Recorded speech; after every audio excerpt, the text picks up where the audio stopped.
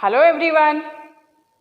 So today we are going to start a new chapter from history and it is chapter number 2 and the title is Socialism in Europe and Russian Revolution. तो what is the meaning of socialism? Socialism क्या होता है? समाजवाद हम किसको कहेंगे? समाजवाद क्या होता है? Socialism it is a ideology of socialist. जो सोशलिस्ट हैं उनकी एक आइडियोलॉजी को हम सोशलिज्म कहते हैं. उनकी आइडियोलॉजी क्या है कि जितने भी रिसोर्सेज हैं कंट्री में वो सारे रिसोर्सेज कंट्री में रहने वाले लोगों को इक्वली डिस्ट्रीब्यूट कर दिए जाएं. उनकी जो आइडियोलॉजी है वो इसको सपोर्ट करती है कि कोई भी किसी को भी जो कैपिटलिज्म है उसको सपोर्ट नहीं करती कि किसी के पास बहुत कुछ है और किसी के पास कुछ नहीं है. उनका मानना है कि जो भी रिसोर्सेज हैं सबको इक्वली डिस्ट्रीब्यूट किए जाएं सोसाइटी में रहने वाले लोगों को, उस कंट्री में रहने वाले लोगों को. तो it is the meaning of socialism. तो सोशलिज्म यूरोप में कैसे हुआ और फिर रशियन रेवोल्यूशन कैसे हुआ? रशिया जो एक यूरोप का ही कंट्री है. तो इस चैप्टर का जो हमारा फर्स्ट टॉपिक है वो है the age of social change, कि सोशल चेंज यूरोप में किस तरह से आया. इससे पहले आप रिकॉल कीजिए कि हमने चैप्टर नंबर 1 पढ़ा था रशियन रेवोल्यूशन. रशियन रेवोल्यूशन में लोगों ने बहुत लंबा एक स्ट्रगल किया था और अपने डिटर्मिनेशन से उन्होंने क्या किया था, उन्हें फ्रीडम मिली थी, उन्होंने फ्रीडम पाई थी.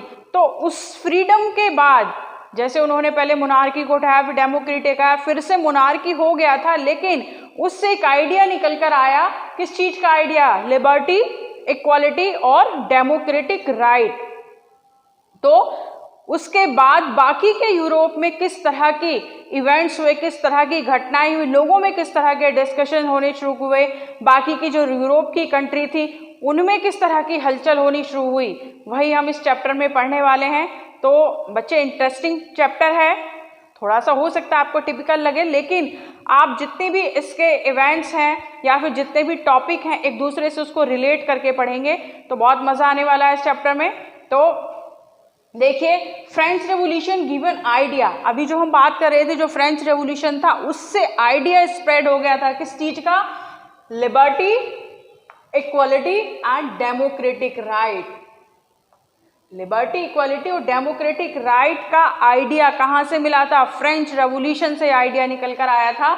अब इसके बाद जब ये सोसाइटी में इस तरह के आइडिया क्रिएट हो गए थे, लोग सोचने लगे थे इन सब चीजों के लिए, तो inspired the French revolution new idea about किस लिए, किसके लिए? Individual right and social change. ये जो इंडिविजुअल, इससे इंस्पायर होकर ये जो फ्रेंच रेवोल्यूशन से जो आइडिया आया था लिबर्टी, इक्वालिटी और डेमोक्रेटिक राइट का, इसी से इंस्पायर्ड होकर अब इंडिविजुअल राइट और जो सोशल चेंजेस थे इस तरह की बातें यूरोप में और एशिया में डिस्कस होने लगी थी. मतलब लोग बातें करने लगे थे कि जब रशिया में इस तरह के, फ्रांस में इस तरह के चेंजेस आ सकते हैं, इस तरह के आइडियाज आ सकते हैं, तो बाकी के जो यूरोप में हैं वो कंट्री भी सोचने लगी इस तरह के आइडियाज को कंट्री में लाने के लिए. People starting discussing the possibility for change. मतलब यहाँ पर जो चेंज हुआ था, फ्रांस में जो चेंज हुआ था, उसी से बाकी की कंट्री में भी पॉसिबिलिटीज दिखने लगी थी. किसको दिखने लगी थी? जो वहाँ के पीपल्स थे उनको वो पॉसिबिलिटी दिखने लगी थी. वो भी चाह रहे थे कि अगर फ्रांस में चेंज आ सकता है, लोग वहाँ पर अपोज कर सकते हैं और वहाँ पर फ्रीडम उनको मिल सकती है, तो बाकी की कंट्री भी कर सकती हैं. तो इसी तरह के डिस्कस होने लगे कि पॉसिबिलिटी टू चेंज, कि अब पॉसिबिलिटी है, बाकी की कंट्री में भी पॉसिबिलिटी है चेंजेस की. जब वहाँ चेंज हो गए तो बाकी भी पॉसिबल है. But idea for change varied all over the Europe. लेकिन वो चेंजेस किस तरह से होंगे, कौन वो चेंजेस लेकर आएगा, क्या चेंजेस होंगे, किस किस तरह से चेंजेस लाएंगे कंट्री में, ये आइडिया सबके अलग अलग थे. मतलब जो पूरे के पूरे यूरोप की कंट्री थी उसमें सबके आइडियाज अलग अलग थे. जैसे हमने फ्रेंच रेवोल्यूशन में देखा था कि पूरी सोसाइटी 3 पार्ट में डिवाइडेड थी, first stage, then second stage और देन थर्ड स्टेज. उसी तरह से जो यूरोप के पीपल थे वो भी 3 ग्रुप्स में डिवाइड हो गए, मतलब सबकी आइडियोलॉजी एक दूसरे के अपोज थी।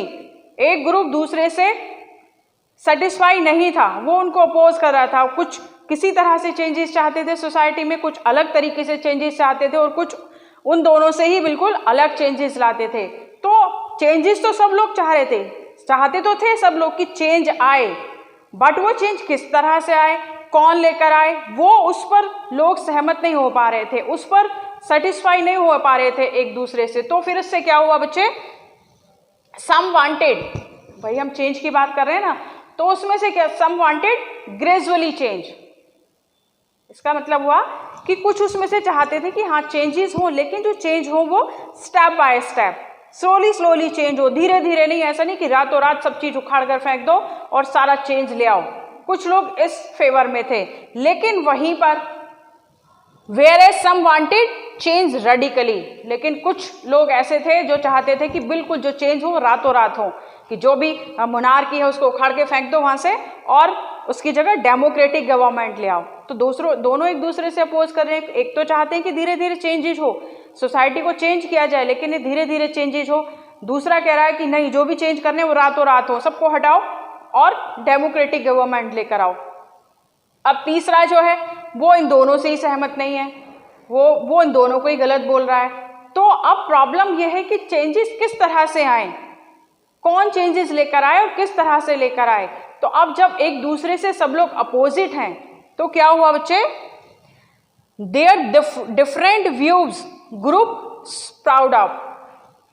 तो अब जब सबकी आइडियोलॉजी अलग अलग है, सबके आइडियाज अलग अलग हैं, तो क्या हुआ, पूरा का पूरा सोसाइटी, पूरा का पूरा यूरोप 3 ग्रुप में डिवाइड हो गया। सबके अपने अपने आइडियाज, अपने अपने जो आइडियोलॉजी थी उनको लेकर उनके एक दूसरे से अपोजिट थे।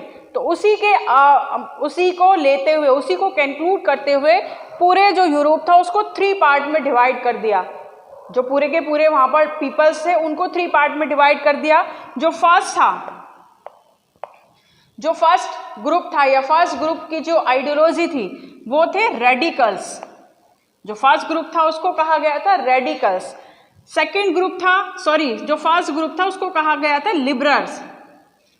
जो फर्स्ट ग्रुप था उसको लिबरल कहा गया था और सेकंड को कहा गया था रेडिकल्स, और जो थर्ड था बच्चे उसको कहा गया था कंजर्वेटिव। तो जो लिबरल चाहते थे वो रेडिकल नहीं चाहते थे, जो रेडिकल चाहते थे वो लिबरल नहीं चाहते थे, जो दोनों चाहते थे वो कंजर्वेटिव नहीं चाहते थे, जो कंजर्वेटिव थे वो लिबरल और रेडिकल दोनों से अपोजिट थे, वो नहीं चाहते थे, वो इनको सपोर्ट नहीं कर रहे थे। रेडिकल लिबरल को सपोर्ट नहीं कर रहा था, लिबरल रेडिकल को सपोर्ट नहीं कर रहा था। तो इनकी सबकी आइडियोलॉजी क्या हो रही थी, कॉन्फ्लिक्ट कर रही थी, एक दूसरे को अपोज कर रही थी कि किस तरह से चेंजेस आए। लेकिन चेंज सब लोग चाह रहे थे, ऐसा नहीं है बच्चे कि चेंज नहीं, चेंज तो सब चाहते थे कि चेंज तो आए सोसाइटी में, क्योंकि वहां से इंस्पायर्ड हुए थे। किससे, फ्रेंच रेवोल्यूशन से इंस्पायर्ड हुए थे कि अगर फ्रांस में चेंज आ सकता है, वहाँ के लोग फ्रीडम पा सकते हैं, वहाँ के लोगों में लिबर्टी, इक्वलिटी और डेमोक्रेटिक राइट आ सकते हैं, तो बाकी की कंट्रीज में भी आ सकते हैं। लेकिन वो एक दूसरे से अपोजिट थे।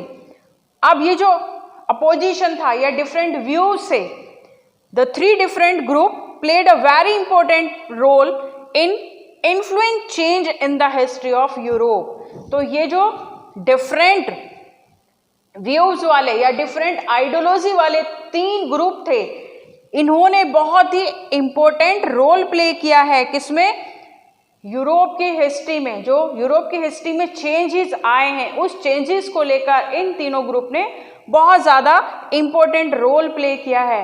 अब ये तीनों ग्रुप क्या थे, तो अब जो हमारा नेक्स्ट वीडियो होगा उसमें हमारा जो टॉपिक है वो यही है, क्या, लिबरल, रेडिकल एंड कंजर्वेटिव। इन्हीं को हम डिटेल में जानेंगे कि लिबरल क्या चाहते थे, रेडिकल क्या चाहते थे और कंजर्वेटिव क्या चाहते थे। तो this is all about this lecture. मिलते हैं नेक्स्ट वीडियो में, किसके साथ, इस टॉपिक के साथ, लिबरल, रेडिकल और conservative. Till then, good bye, take care.